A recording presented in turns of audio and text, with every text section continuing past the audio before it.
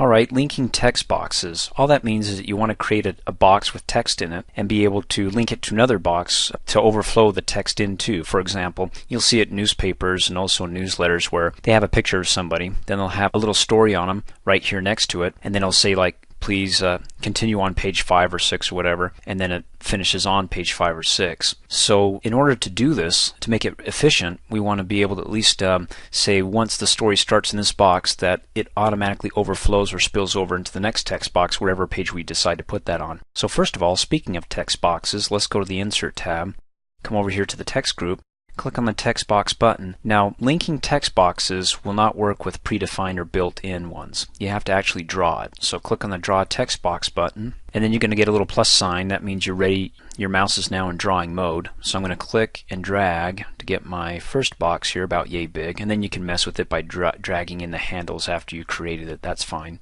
And then what I'm going to do is I'm going to scroll down and say, well, this is where my story is going to start. And I'm going to scroll down to maybe the bottom. Gosh, let's just do the bottom of page 2 and draw another text box. So to draw another text box, I'm going to come up here. Now the reason why this Format tab is still here for text boxes is because I have this text box up at the top still selected. If I click off, I don't get that. And then I have to go back to my Insert tab and draw another text box, which is fine. But if I have this still selected, and I click on the Format tab, and I come down here, I mean there's more than one way to do something, right?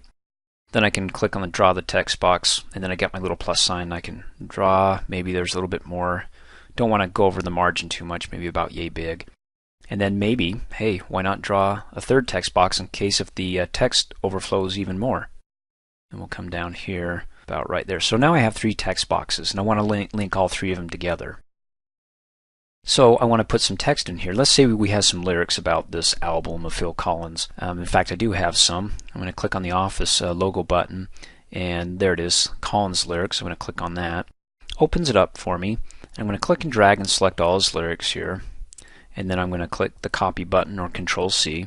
I'll close out of this document. Takes me back to this document that I had open. Click in the first text box, and then I'm going to click on the Paste button. Now when I paste it, it's all in the box, but because the box is so small, it's cut off. It just continues on down, but we can't see it because the box is about yay big. Now what I want to do is I want to continue the story. So I want to be able to link this box to the next text box down at the bottom of page 3, I believe. So once I click in the box, I can click on the Format tab and come over here to the text group and click on Create Link. The moment I do that, notice that my mouse, when I move it back on the page, has like a little picture full of, well, it looks like little words or text. Now I'm going to scroll down and very careful not to spill this anywhere, so I'm not going to click. And then notice, that's interesting, once I hover over a text box that has nothing in it, it looks like it wants to dump all the words out from the previous text box into this one. Before, after. Click on it, it dumps it in there. But as you recall, that the lyrics are a lot longer than this, so it continues on. So how about if I continue and spill it from here down into this next one? So then I want to click in this text box and come back up here in the Format Contextual tab over in the text group and click on Create Link. And then I get my little bucket back and I want to spill it and left click to dump it in here as well. And you can see that's still not enough. I mean, maybe I have to click on here to stretch to see a little bit more of the text. Okay. What I want to show you is that what you do in one, because they're all linked, is going to affect the other. So if I come in here and I delete this, notice that this bottom text box starts scrolling up with the text because it's linked to this one. So they are symbiotic. What you do in one affects the other. First I'm going to go ahead and click Undo. And then I could click in this text box and click on Break Link.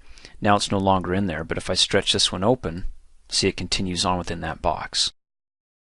Thanks for watching. Hey, as a quick reminder, if you like my video, please give it a thumbs up. You can also click on me and subscribe to my channel, get notified of the latest videos, and for only $2 a month, you can have access to all my Microsoft Office training videos.